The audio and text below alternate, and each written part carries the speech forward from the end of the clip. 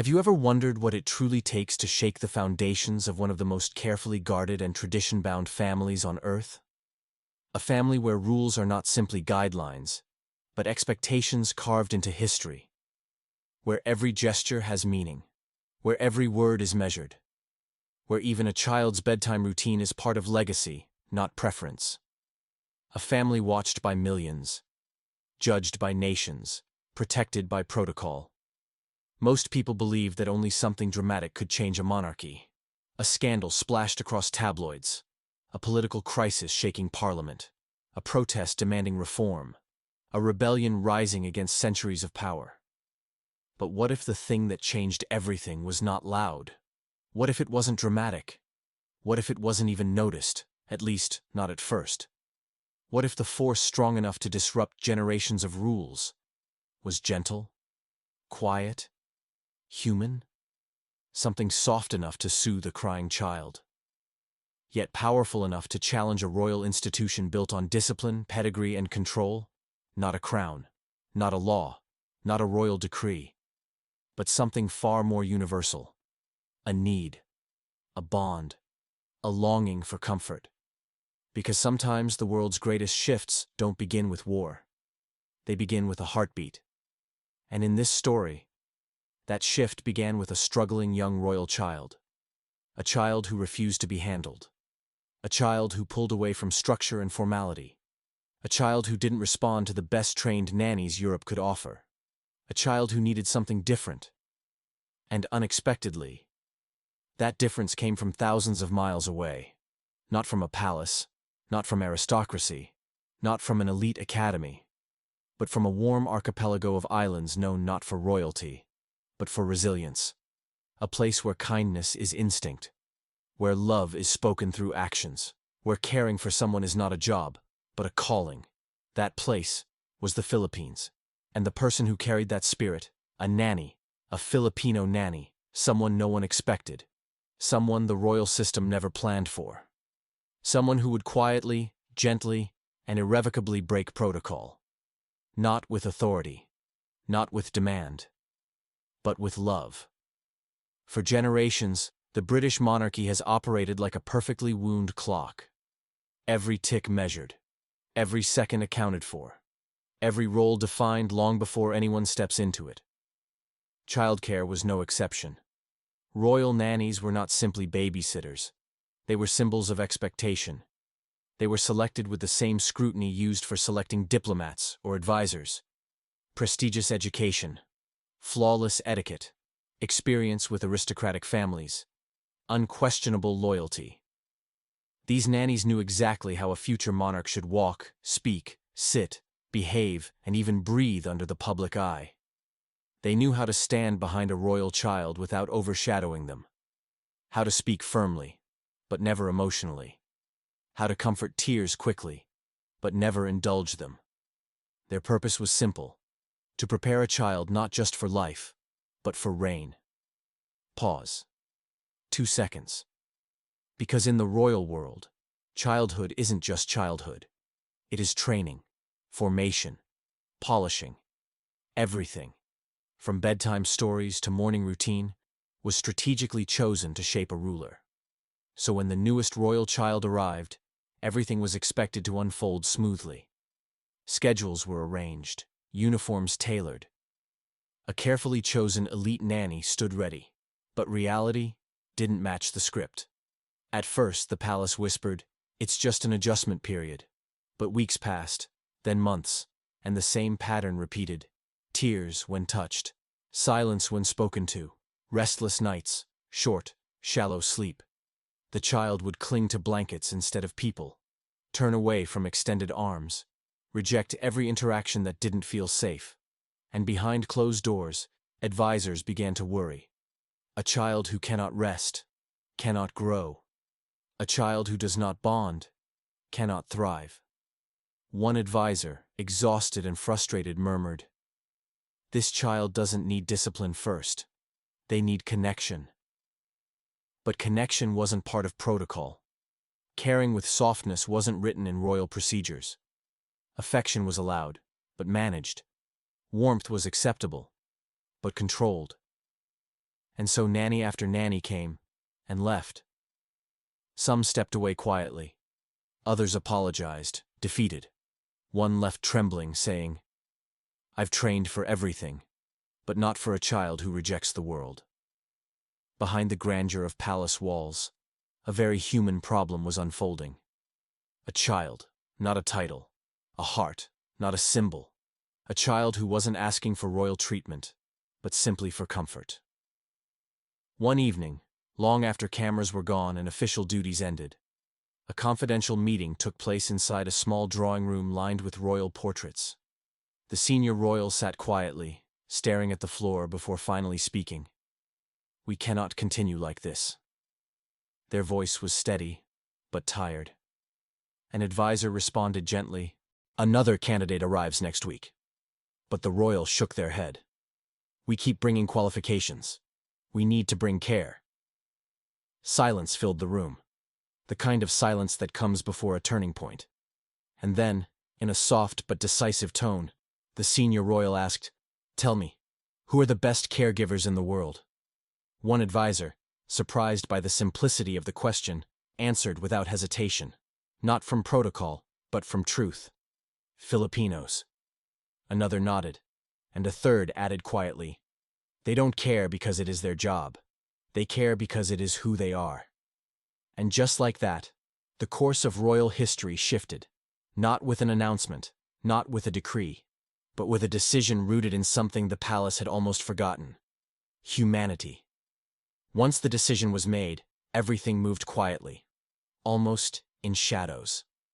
There were no public job postings, no interviews in palace chambers, no paperwork stamped with the royal crest. Instead, encrypted emails were sent to agencies known not for prestige, but for reputation. Agencies who understood the global network of Filipino caregivers working in hospitals, private homes, nurseries, diplomatic households, and embassies where sensitivity and trust were sacred. The request was unusual: experience preferred, but not essential. Must possess warmth, patience, cultural humility, and emotional intelligence. Nationality preference? Filipino. One recruitment director, stunned, whispered to her colleague, "Even royal families rarely specify nationality. Something extraordinary must be happening." But no one asked why. Some questions are bigger than their answers. Hundreds of names were reviewed. Caregivers with degrees, nannies who worked with ambassadors, nurses trained in early childhood development. But one file, simple, unembellished, kept returning to the top. Selena Navarro. No elite credentials, no glowing reference from royalty, no long list of certifications, just a quiet series of notes. Patient, calm under pressure. Children trust her quickly, never raises her voice, treats every child as if they were her own. There was one final line, handwritten, not from an employer, but from a mother whose child Selena once cared for. "She doesn't just take care of children, she heals them." That sentence changed everything. At the time, Selena lived in a small studio apartment in the Middle East. A single bed, a fan humming at night, a small table where she wrote letters home and counted coins for remittances. Her days were structured: morning routines, preparing meals, laundry, walking a toddler to a park near a date palm tree, singing lullabies during nap time. She was thousands of miles away from home, yet she carried her homeland in everything she did. In the way she tapped a child's back softly, in the way she prayed silently before eating, in the way she treated strangers with respect, never as employers, but as people. And every paycheck she earned traveled further than she ever could, to her mother's medicines, to her niece's school fees, to repairs for a leaky roof back in Iloilo. She carried responsibility with grace, even when loneliness sat heavy beside her at night. Her phone rang during her evening break. She almost didn't answer, but something, instinct, fate, or quiet divine timing, made her pick up. "Good evening, Ms. Navarro," a voice said, formal yet gentle. "We're calling on behalf of a private family seeking a caregiver for an important child." Selena assumed it was another wealthy household. She listened politely. Then came the sentence that made her breath still. "The position is in the United Kingdom, and the child belongs to the British royal family." Silence. Not disbelief, but awe. She never imagined entering palaces. She just imagined sending money home on time. Her response was small, almost a whisper. Why me? The reply was soft, simple, and sincere. Because sometimes qualifications are not on paper, sometimes they are in the heart. The week leading to her departure was emotional. She packed clothes neatly folded, a rosary given by her mother, a photo of her family, and a small ukulele, dented but meaningful, used to sing to children she'd cared for.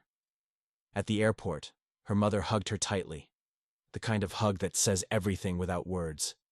Anak, her mother whispered, wherever God sends you, remember this.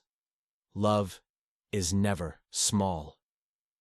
Her niece waved excitedly, not fully understanding, only knowing that someone she loved was flying far away. Selina smiled, even though her heart felt heavy. Duty and hope walked beside her as she stepped into the plane. London greeted her with cold that slipped through her coat and into her bones. Breath visible, hands trembling, heart racing. A woman in a navy coat approached with formal posture and clipped tone. Ms. Navarro, welcome. I'll escort you. The drive was silent at first. Then the aide glanced at Selina gently and said, Don't be nervous. You were chosen for a reason. Those words steadied her. When the palace gates finally appeared, tall, guarded, historical, she felt impossibly small, yet strangely guided, as if every hardship, every sacrifice, every lonely night led her here. The nursery door opened. A small child sat in the center of the room, shoulders tight, expression guarded, eyes curious but cautious. Selina inhaled softly, no script, no protocol, just instinct. She approached slowly, then sat on the floor, not towering above but beside. She placed her palms gently on her lap and whispered, Hello, little one. I'm here now. The child turned, looked at her, and for the first time in months, did not pull away. Instead, a small hand reached toward her. A connection formed, not through training, but through something deeper. Recognition. A child recognizing safety, and a caregiver recognizing purpose. The first day was quiet. Selina did not rush routines. She did not try to impress anyone. She simply observed, gently, patiently, learning the child's rhythms, what caused tension, what softened fear, what triggered tears, what brought calm. By the second day, staff began to notice subtle shifts. The child, once restless, now allowed someone to sit beside them during meals. By the third day, laughter appeared. Shy, small, but unmistakably real. And by the end of the week, the palace corridors that once echoed with frustrated cries echoed with something else. Peace. Staff whispered privately, Did you see? He let her brush his hair. He held her hand, willingly. He slept through the night. It wasn't a miracle. It was connection. A type of caregiving that couldn't be taught in prestigious academies, only lived through culture, sacrifice, and heart. One morning, as Selina played softly with the child using wooden blocks, someone stood at the doorway. Unseen. Silent. A senior royal. The same one who pushed for change. They watched quietly. No instruction, no interruption, just observation. And what they saw was not merely childcare, but relationship. The child leaned into Selina's presence as though she were a safe harbor. He offered her toys, not out of routine but trust, and when he began to grow frustrated trying to stack a block, Selina didn't correct sternly. She didn't rush. She whispered, It's okay. We try again, huh? Her tone held patience, not pressure. Encouragement, not expectation. For a moment, the royal standing behind the doorway felt something unusual. Relief. Days passed, then weeks, and the palace began adjusting to her presence, even if not everyone approved. Some staff accepted her immediately, offering warm smiles and casual conversations, but others kept their distance, unsure if breaking protocol was wise. One staff member murmured, She isn't like the others. Another replied with a softened expression. No, she isn't. But the tone wasn't disapproval.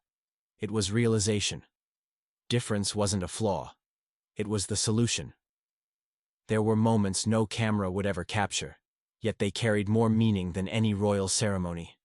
Moments like Selina quietly fixing the child's blanket after they fell asleep, whispering prayers from her language before bedtime, rubbing small circles on the child's back during storms because thunder frightened them, teaching Tagalog counting softly during play, not as a rule, but as a comfort. Slowly, the child began repeating words, not formal ones, not ceremonial ones, but gentle Filipino phrases full of tenderness. Tulog na. Salamat, and once, barely audible, but unmistakable, the word nanay. Mother. Not out of confusion, but out of safety, out of attachment, out of love. One rainy evening, lightning struck close enough to make windows tremble. The child woke abruptly, panicked, trembling, crying. Before guards could react, before advisors could suggest what to do, the child called for one person. Selina! She hurried to the room, gathered the frightened child into her arms, and rocked them gently. She hummed an old Filipino lullaby, one her grandmother once sang to her beneath the same storm-filled skies. As the child's breathing softened and tears faded into calmness, a soft voice came from behind her. The senior royal stood there, eyes filled with emotion, not as a monarch, but as a parent. "You've given my child something priceless," they whispered. Selina froze, unsure if she should bow, apologize, or step back. But the royal stepped closer and said, "Others train the mind. You reached the heart."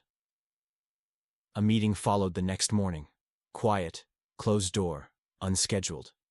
Tradition and humanity sat at the same table. Some argued protocol, some argued optics. But the final voice, the only one that truly mattered, spoke calmly. The job of a nanny is not to raise a royal title. It is to nurture a child, and this nanny has done what none of the others could. A final statement sealed the matter. She stays. Not as a temporary solution, not as an experiment, but as part of the palace, recognized, respected, and trusted. From that moment onward, Selina's presence was no longer questioned. She became a constant in the child's life, a steady rhythm in a world of ceremony and expectation. She didn't reshape the royal system with authority. She reshaped it with tenderness, with patience, with love. And slowly, the palace changed, not visibly, not dramatically, but quietly, the way hearts do. As weeks turned into months, something subtle unfolded through the palace corridors. People noticed the shift. At first, it was small details. A child who no longer clung to walls but walked freely. A smile appearing in hallways once filled with tension. Laughter, bright, unrestrained, echoing off marble floors. Then staff began speaking differently. Not, "The child is calmer," but, "He is happy." Not, "She is effective," but, "She is trusted." Even the most rigid palace officials, the ones who once questioned her presence, began softening. Some stopped by the nursery simply to say hello. Others asked about Tagalog words they overheard. "Anong ibig sabihin ng mahal kita?" "What does I love you mean?" Selina would smile, shy, humble, and answer, "It means, you matter to me." And over time, that phrase became more than language. It became atmosphere. Private discussions began resurfacing in royal staff meetings, but now with a different tone. Before, the debates revolved around whether she should stay. Now, the question was different. Should love be part of royal upbringing? One advisor argued, "A monarch must be strong." Another countered softly, "Strength without empathy becomes cold." A third, older advisor spoke last, "The world is changing. A future ruler must know not just how to lead, but how to feel." The room fell silent. Not because they disagreed, but because, perhaps for the first time in decades, they understood. Months later, during an annual formal event, one watched by millions, The royal family appeared for photos and ceremonial greetings. Everything was planned. Where they stood, how they walked, when they waved. But children do not always follow scripts. As cameras flashed, the young royal grew overwhelmed, small shoulders tightening, eyes darting restlessly. Anxiety flickered across the royal parent's face. Photographers leaned forward, sensing tension, the type tabloids crave. But then something happened. The child turned, not to a parent, not to a guard, not to an advisor, but towards someone standing discreetly behind palace staff. Selina. He reached for her, publicly, without hesitation. Gasps rippled softly among attendees. A moment unscripted, a moment real. She stepped closer, slow, respectful, and gently placed a hand on his back, whispering in Tagalog, "Hinga lang. Nandito ako. Breathe. I'm here." And the child exhaled, steadying, trusting, safe. Millions watching didn't know who she was. But the royal family knew. And in that split second, the monarchy was reminded of something easily forgotten in palaces. Even royalty is still human. That evening, after the event concluded and crowds dispersed, Selina received a request she never expected. "Her Majesty wishes to see you." She entered a private sitting room, hands folded, heart racing. The senior royal stood by the window, looking out at the palace grounds before turning toward her with softened eyes. They didn't speak immediately. When they finally did, it wasn't with authority, but gratitude. "You have done more than care for a child." A pause. "You've reminded us what care truly means." Selina lowered her gaze, emotional, but composed. The royal continued. "In this family, we have tradition, we have duty, we have responsibility." Their voice trembled, just barely. "But you brought something we did not realize we had lost, human connection." Then, with quiet sincerity, they said, "Thank you. Not as a monarch, as a parent." Words began circulating softly through the palace, spoken not with doubt, but with admiration. Why are Filipino caregivers so extraordinary? Some staff wondered aloud. Others answered without hesitation. They care beyond the task. They give loyalty without demand. They love even when unseen. Over time, the palace understood that Filipino caregiving isn't just work, it's culture. A culture shaped by generosity, family bonds, faith, sacrifice, resilience. A culture where love is not transactional, it is instinct. Where children are not burdens, but blessings. Where caregiving is not a profession, but a presence. This was the real reason protocol changed. Not because the monarchy wanted something new, but because a child needed something ancient. Human warmth. Selina's name may never appear in official royal archives. There will be no medals, no portraits, no historical plaques bearing her story. But history is not always written on paper. Sometimes it is written in a child's sense of safety, a future ruler's empathy, a royal family's softened heart.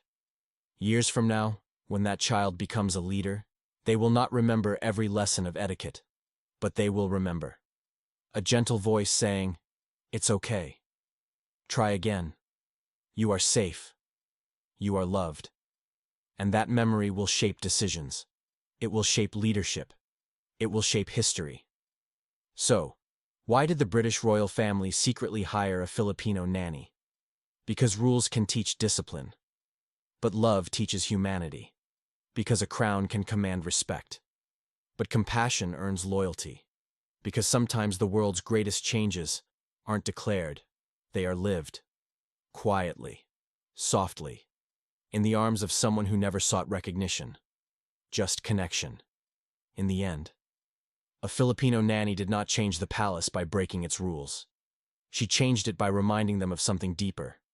Before a child becomes royalty, a child must first feel safe, feel seen, and feel loved. And sometimes, the most powerful act of leadership is nurturing the heart before shaping the crown.